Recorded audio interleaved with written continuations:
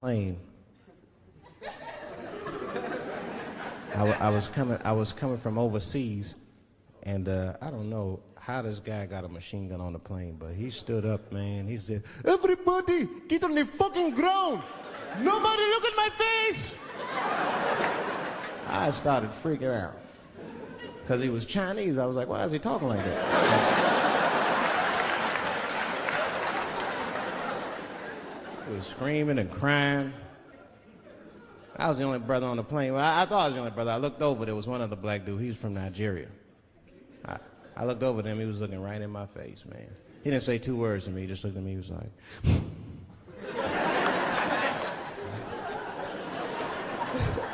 He didn't need to talk, I knew just what he was talking about. I looked right back at him, I was like...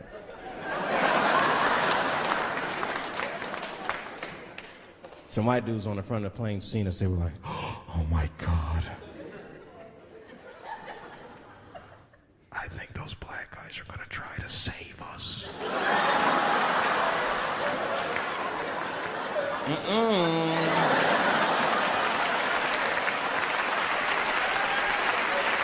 We were just communicating that we understood the situation. We were both seeing the same thing. What we understood was simple. Terrorists don't take black hostages. That's the truth.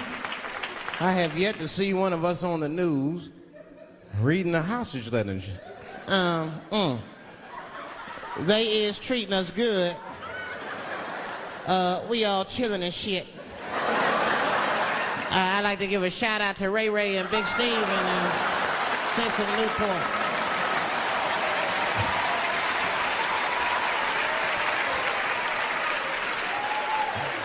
You're not gonna see it. Terrorists are smart. They know what they're doing there, you know. They terrorists. They know it's black people's bad bargaining chips.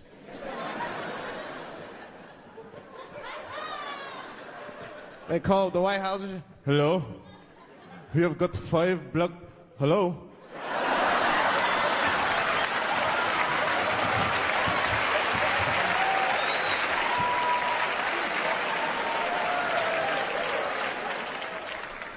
You'd be back in D.C. You know, I was thinking, man, this is an election year.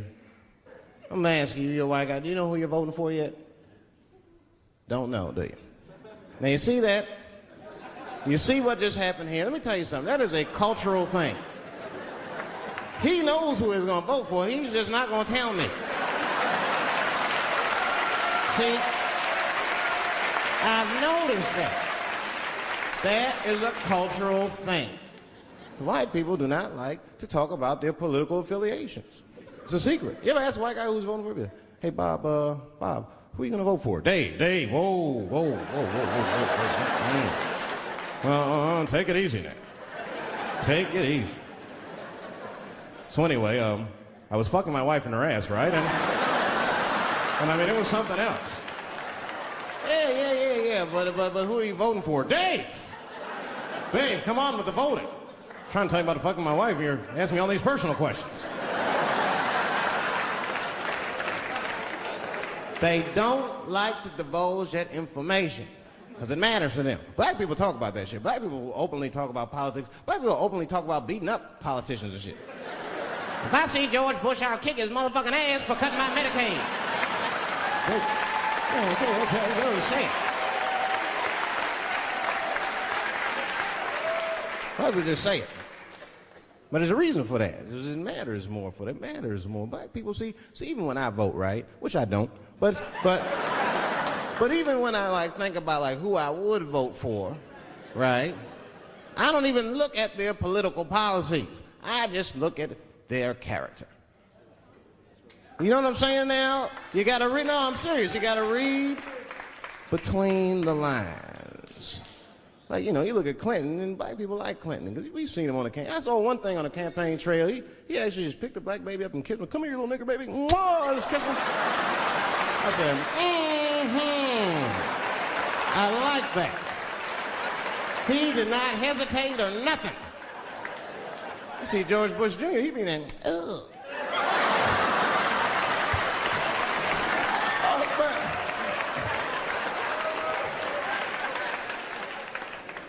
Oh, Like, say, I'd never vote for George Bush Jr., but I don't know George Bush Jr.'s politics.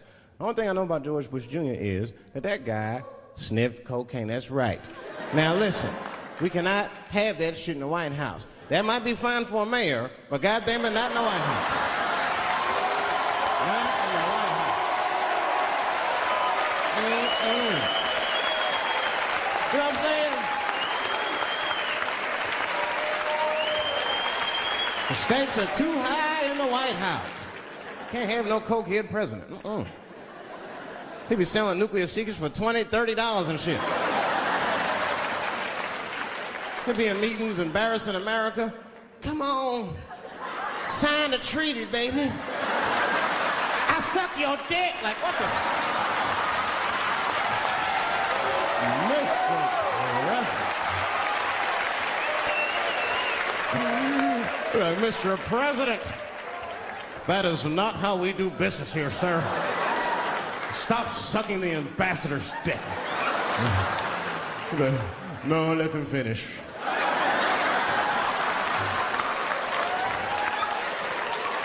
I will sign the treaty. There will be peace in Israel finally. I'd vote for Clinton again if I could. At least it's always better.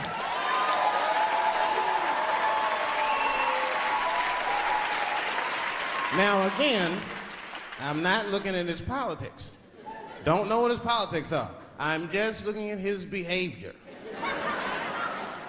I understand that kind of behavior. I know a lot of dudes with them shortcomings. Weed-smoking fornicators. There's a lot of them. I mean, come on now. Let's be honest. Let's be honest. Bill Clinton was not the first president to do what he did. Now, let's think back for a minute. Remember a guy named Kennedy, John F. Kennedy? Remember him? He fucked Marilyn Monroe. Matter of fact, him and his brother Bobby fucked Marilyn Monroe. And history doesn't talk about that much. You know why history doesn't talk about that much? Because those two pages in history are stuck together.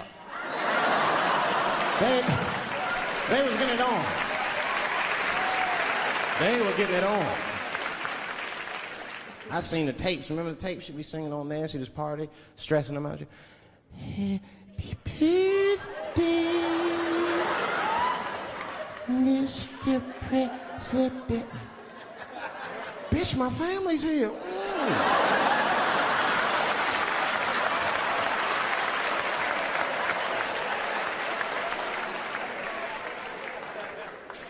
Clinton did the same thing, but he didn't do it like that.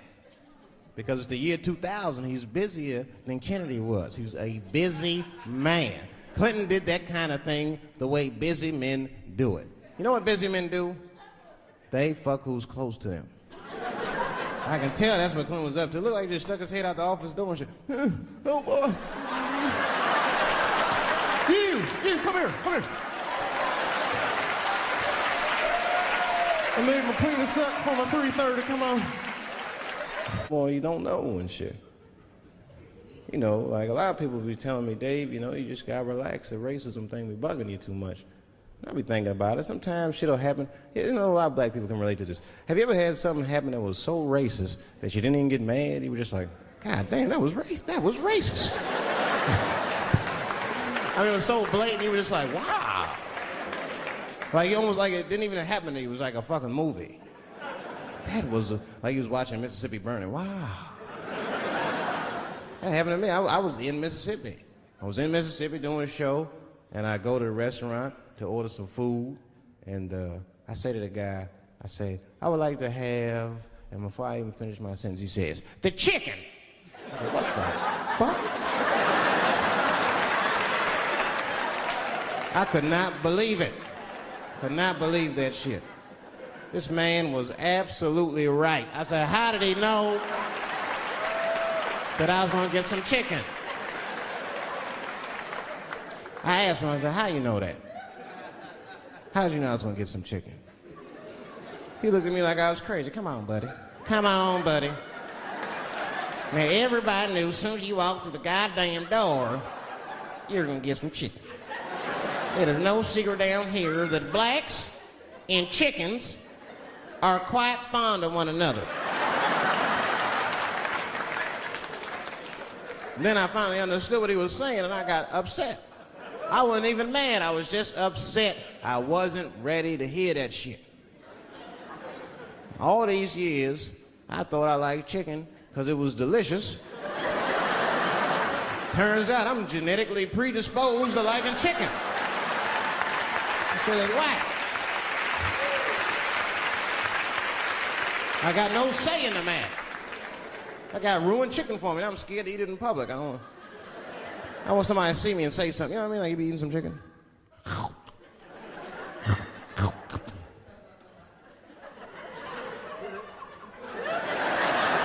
Look at him. He loves it. Just like it said in the encyclopedia. Look how happy he looks.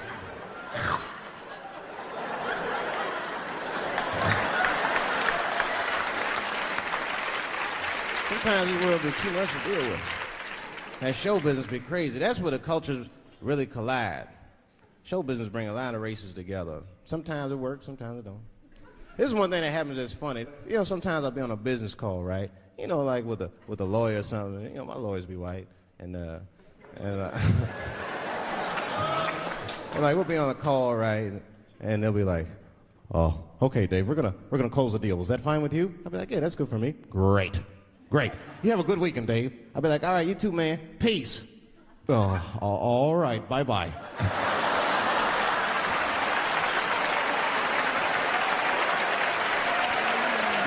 I don't know what to say, right? So sometimes I'll make up shit that's not even slang, just to see how they handle it and shit. It'll be the same business go, "All right, we're gonna close the deal. Is that fine with you, Dave?" "Yeah, sounds good to me." "Great. Have a good weekend, Dave." "All right, buddy. Zip it up and zip it out." Every black dude in this room is a qualified paralegal and shit. He knows the law. I mean, if one of us even start to do something wrong, an old black man will pop out of nowhere. "Nigga, don't do that. That's 5 to 10. Watch out." Well, we know the laws and the penalties. Guy Chip didn't even know he couldn't race. I'm not saying I don't like police. I'm not saying that. I'm saying I'm just scared of them. Nothing wrong with that. Sometimes we want to call them too. Somebody broke into my house once. It's a good time to call them, but I don't. The house is too nice. It ain't a real nice house, but they never believe I lived it. They'll be, "Oh, he's still here." Oh my God.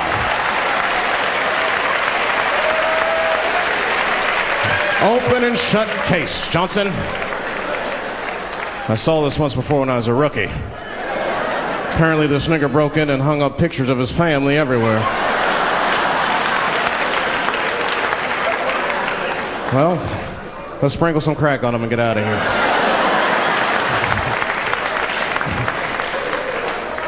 Oh, you know, that's that whole brutality thing. See, that's common knowledge now. There was a time when only minorities really knew about that. I'm not going to say white people didn't believe us, but you were a little skeptical. I mean, I don't blame you. And then Newsweek printed it, he knew it was the truth. And then the Newsweek, white people were like, "Oh my God." "Honey, did you see this? Apparently the police have been beating up Negroes like hotcakes." It's in the May issue. I mean, really, how could you know, though? How could anyone else know? You know. I mean, maybe you should have seen something a little suspicious. Don't you think it was like a little suspicious? It's a little suspicious. Every dead black person the police find has crack sprinkled on them. I mean, come on, man. Come on, man. Who gets shot and sprinkles crack on themselves? Nobody would do that. Bam! Oh!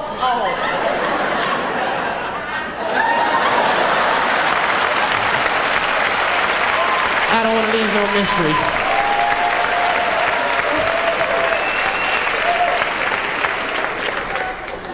I'm a paranoid guy, you know, that's how I am. I'd be scared to call 911 for anything, even if it's like a fire or anything. Because they tape those phone calls. I see the shows, they tape them, and then they play them on television. That's fucked up. Now, I'll say anything if I'm scared. That shit is private, you know what I mean? What if I get killed? They start playing that 911 tape on the news, I'm dead, I can't explain myself to my buddies and shit. We watching the news. We have Reg Chapman on the scene. Reg, what's going on out there? It always takes a guy on the scene a minute. Hi, Bob. Hi, yes. We just got hold of a copy of Dave Chappelle's Frantic. 911 emergency call. Remember, viewers, some of this language is disturbing.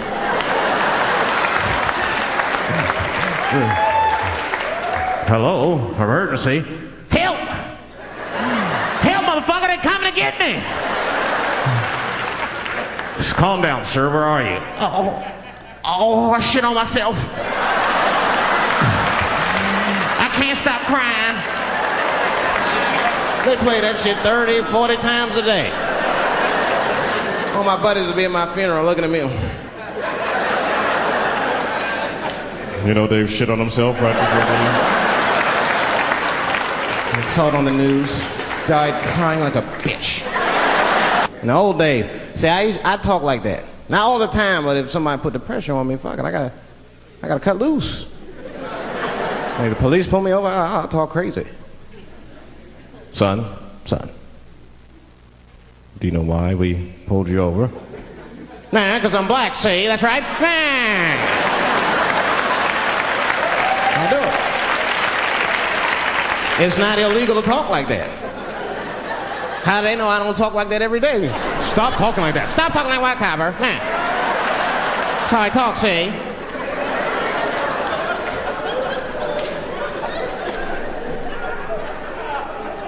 You gotta make life interesting like that, because the shit is flimsy. No. I was taken to the ghetto one time. I had a limousine driver. It was after a show. It was late at night. It was like 3 in the morning.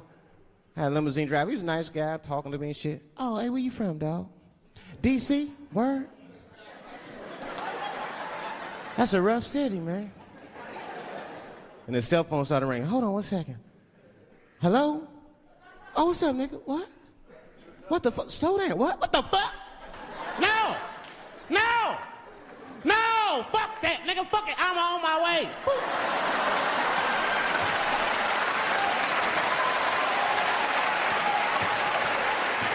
Hey. I gotta make a stop real quick. At 3 o'clock in the morning. I didn't know he was taking me to the ghetto at first. I started looking out the window. I was like, what the fuck? It was gun store, liquor store, gun store. Where the fuck are you taking me? This don't look good. He didn't say shit. He just pulled up in front of an old rickety building that looked like a project. Now, I'd never been there before. I'm not sure if it was a project, but it certainly had all the familiar symptoms of a project. A fucking crackhead ran this way.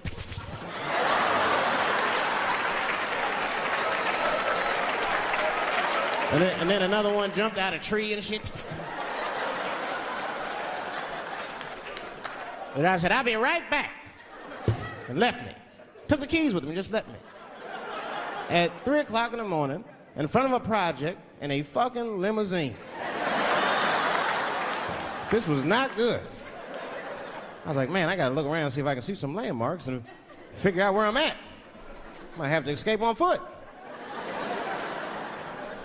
Now, this is when I knew I was in a bad neighborhood. You only see this in the worst neighborhoods. Remember, it's 3 o'clock in the morning. It's 3 o'clock in the morning. I look out the window. It was a fucking baby standing on a corner. Look at this. And the baby didn't even look scared. He was just standing there.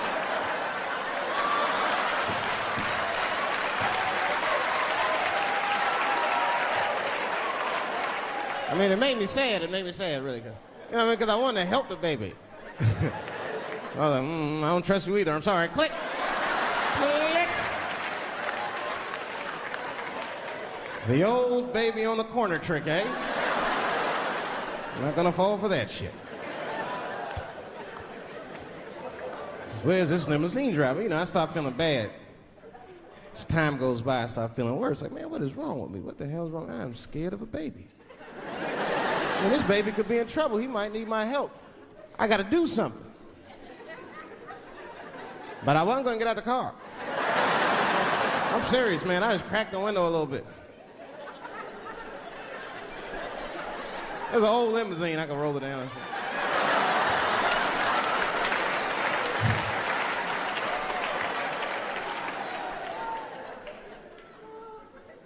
Hey, baby. Baby, go home, man. It's 3 o'clock in the morning. What the fuck are you doing up? The baby said, I'm selling weed, nigga. I said, oh, shit.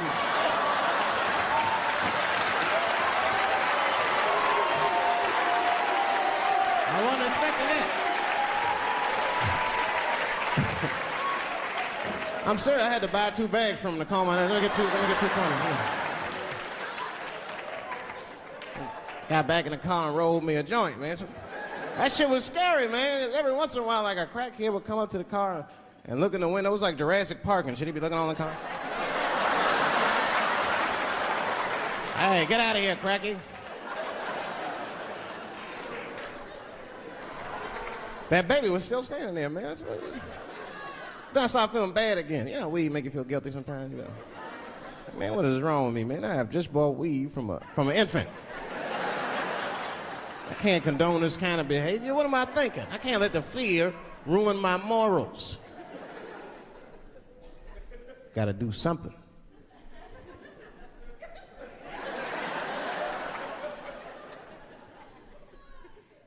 Hey, baby. Stop selling weed, all right? You got your whole life ahead of you. He said, fuck you, nigga. I got kids to feed. I said, God damn.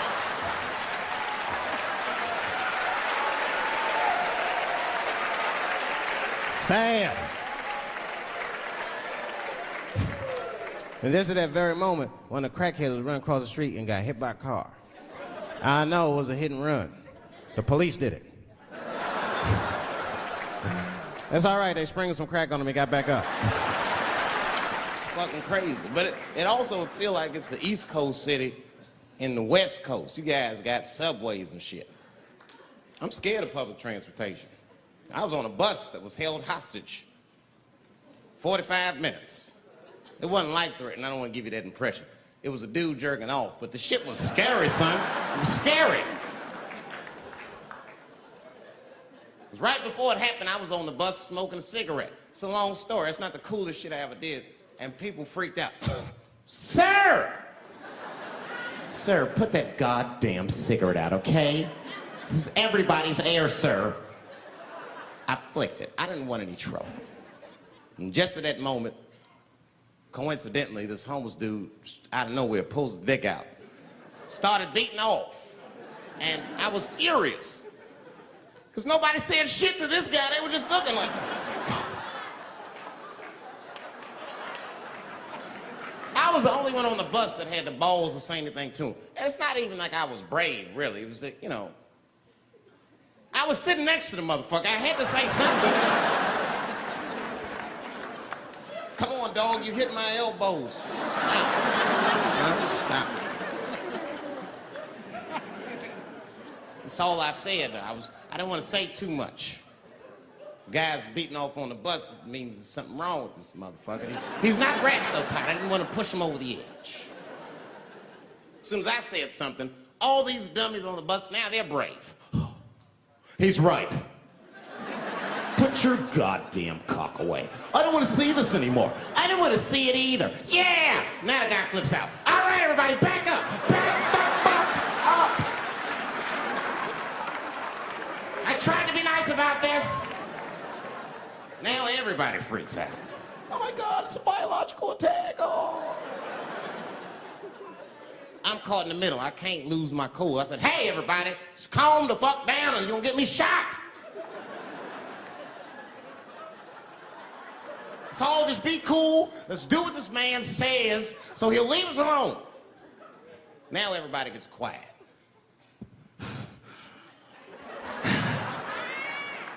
That's better. That is better. And then he started walking up and down the aisles, just terrorizing us.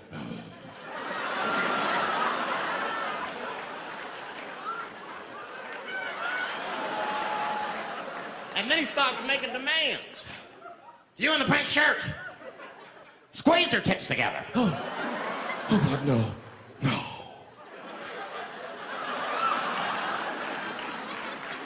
You, stick your finger in your butt. Why? Oh, God, why is this happening? Oh, God. Oh, God. He was working my way. Shit was tight. Just that minute. I got saved, dudes. I was so lucky. This guy at the other end of the bus, he snapped. He lost his mind. I seen it happen. Ah! He screamed out, rush him! He can't come on all of us. And charged me out. Ah! And it was like a movie. This homeless dude seen him coming and shot one off. Ah! I dodged that shit like the Matrix, nigga. Oh.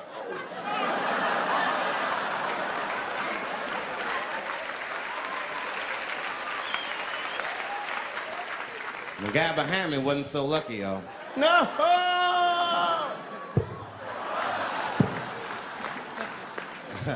That shit was gross.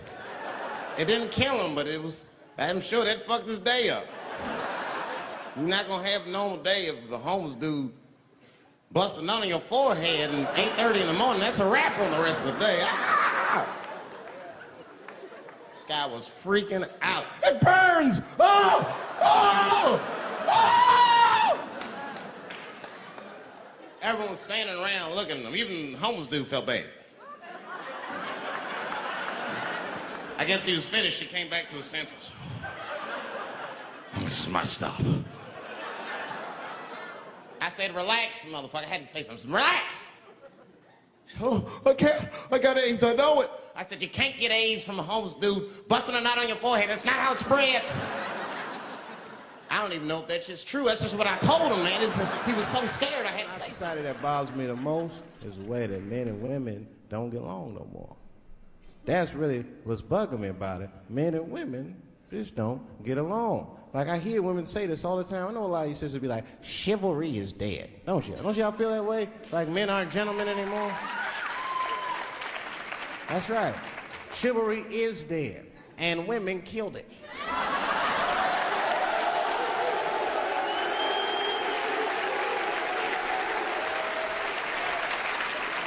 There's a fundamental difference in the way we're going to see things. We're not going to see eye to eye on this issue.